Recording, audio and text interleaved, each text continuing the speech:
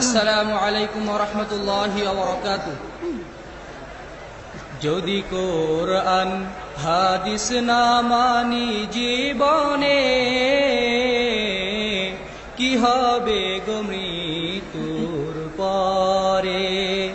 যদি কোরআন হাদিস না মানি জীবনে, কি হবে গো মৃত্যুর পরে? যদি কোরআন হাদিস না মানি জীবনে, কি হবে গো মৃত্যুর পরে?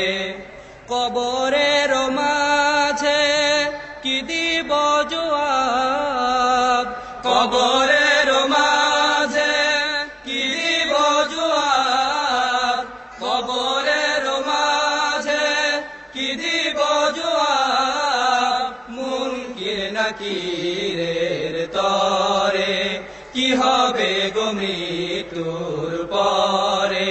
যদি কোরআন হাদিস না মানি জীবনে, কি হবে গো মৃত্যুর পরে? চার মাযহাবকে ফরজ জেনেছি, এক মাযহাবের আমল করেছি। চার মাযহাবকে ফরজ জেনেছি, এক মাযহাবের আমল করেছি। চার মাযহাবকে ফরজ জেনেছি, এক মাযহাবের আমল করেছি। কুরআন হাদিসের দিকে দেখিনি তো ফিরে, কি হবে গো মৃত্যুর পরে? যদি কোরআন হাদিস না মানি জীবনে, কি হবে গো মৃত্যুর পরে? একসাথে 3 তালাক দিলাম, তওবা করে বউ ঘরে নিলাম।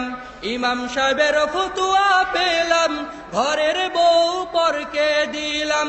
একসাথে 3 তালাক দিলাম, তওবা করে বউ ঘরে নিলাম। ইমাম সাহেবের ফতোয়া পেলাম, ঘরের বউ পরকে দিলাম। একসাথে 3 তালাক দিলাম, তওবা করে বউ ঘরে নিলাম। ইমাম সাহেবের ফতোয়া পেলাম, ঘরের বউ পরকে দিলাম। এমন বিধান তবু ইসলামে হতে পারে, কি হবে গো মৃত্যুর পরে? যদি কোরআন হাদিস না মানি জীবনে, কি হবে গো মৃত্যুর পরে?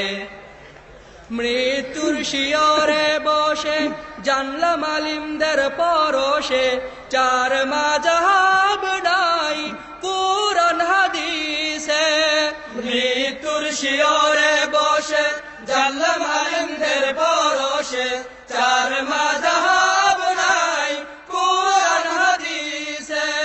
মৃত্যুর শিয়রে বসে জানলাম আলিমদের পরশে, চার মাযহাব নাই কুরআন হাদিসে।